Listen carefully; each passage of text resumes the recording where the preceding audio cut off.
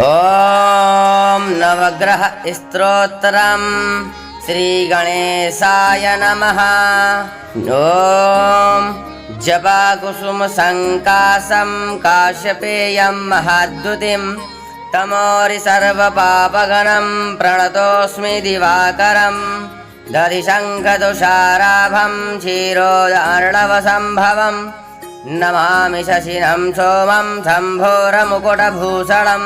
धरणीगर्भसम्भूतं विद्युत्कान्तिसमप्रभं कुमारं शक्तिहस्तं तं मङ्गलं प्रणमाम्यहं प्रियङ्गुकलिकाश्यामं रूपेणां प्रतिमं बुधं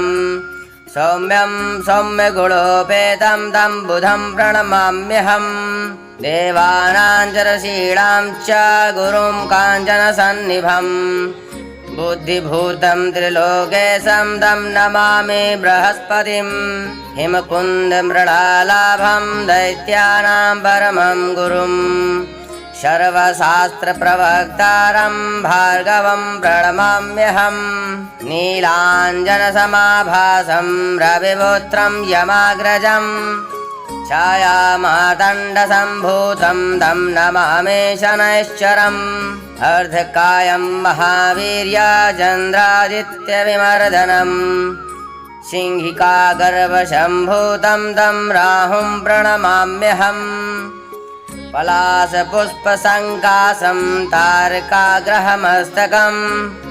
रौद्रं रौद्रात्मकं घोरं तं केतुं प्रणमाम्यहम् इति श्रीव्यासमुखोद्गीतं यः पठेत सुसमाहितः दिवा वा यदि वा रात्रौ विघ्नशान्तिर्भविष्यति नरनारी नृपाणां च भवेद्दुःस्वप्नप्रशापनाशनम् ऐश्वर्यमतुलं तेषाम् आरोग्यं पुष्टिवर्धनम् ग्रहनक्षत्रजः पीडास्तसगराग्निसमुद्भवः ता सर्वः प्रशमं यान्ति व्यासो ब्रूतेन संशयः श्रीवेदव्यासविरचितम् आदित्य